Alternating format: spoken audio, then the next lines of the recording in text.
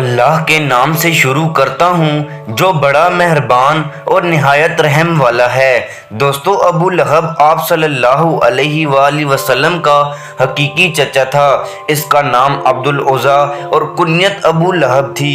دوستو، لہب کا مطلب شعلہ ہوتا ہے اور اس کا چہرہ اس کے حسن کی وجہ سے شعلے کی طرح بھڑکتا تھا۔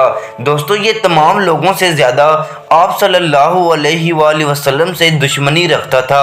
اس کی وجہ یہ تھی کہ اعلان نبوت سے پہلے یہ اور ابو طالب آپس میں لڑ پڑے تھے۔ ابو لہب ابو طالب کے سینے پر چڑھ کر بیٹھ گیا تھا اور اچانک آپ صلی اللہ علیہ وآلہ وسلم آ گئے تو آپ صلی اللہ علیہ وآلہ وسلم نے اس کی بغلوں میں ہاتھ ڈال کر اس کو زمین پر دے مارا۔ اس نے کہا کہ ہم دونوں تمہارے چچا ہیں، پھر تم نے میرے ساتھ ایسا کیوں کیا؟ پھر آپ صلی اللہ علیہ وآلہ وسلم نے فرمایا کہ اللہ کی قسم میرے دل میں تمہاری محبت کبھی نہیں رہی۔ ابو لہب نے جب یہ جملے سنے تو وہ غضبناک ہو گیا اور وہ ہمیشہ آپ صلی اللہ علیہ وآلہ وسلم سے عداوت رکھتا تھا۔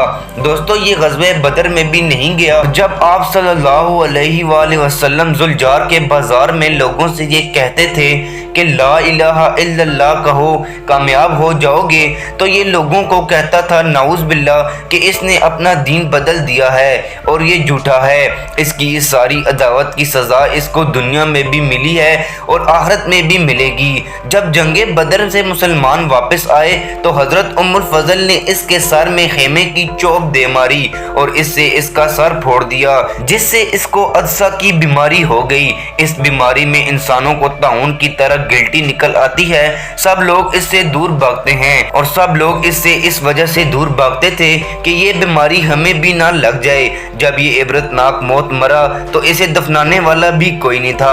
اس کے اپنے بیٹے اس کے پاس اس لیے نہیں جاتے تھے کہ ہمیں بھی یہ بیماری لگ جائے گی۔ چنانچہ قریش کے ایک شخص نے اس کے بیٹوں سے کہا کہ تمہارے گھر میں اس کی لاش کی وجہ سے بدبو پھیل رہی ہے، چلو میں تمہاری مدد کرتا ہوں اور اس کو یہاں سے ہٹا دو۔ اس شخص نے کہا میں نے اور اس کے بیٹوں نے اس کو ایک پہاڑ سے نیچے پھینک دیا اور اللہ کی قسم اس کو غسل نہیں دیا اور پہاڑ سے پھینکنے کے بعد اس کے اوپر پتھر پھینک دیے۔ دوستو، اس کی بیوی کانی تھی اور اس کی کنیت ام جمیل تھی، اس کا عروہ نام، اور یہ ابو سفیان کی بہن تھی۔ یہ آپ صلی اللہ علیہ وآلہ وسلم سے عداوت رکھتی تھی اور یہ لکڑیوں کا گٹھا کھجور کی چھال سے بنی ہوئی رسی سے باندھتی اور اپنے سر پر اٹھاتی تھی اور یہ سر پر کانٹے لاد کر حضور صلی اللہ علیہ وآلہ وسلم کے راستے میں بچھایا کرتی تھی تاکہ آپ صلی اللہ علیہ وآلہ وسلم کو تکلیف اور ایذا دے سکے۔ دوستو، اس کو آپ صلی اللہ علیہ وآلہ وسلم کو تکلیف پہنچانا اتنا اچھا لگتا تھا کہ وہ کسی دوسرے کی مدد لینا بھی گوارا نہیں کرتی تھی۔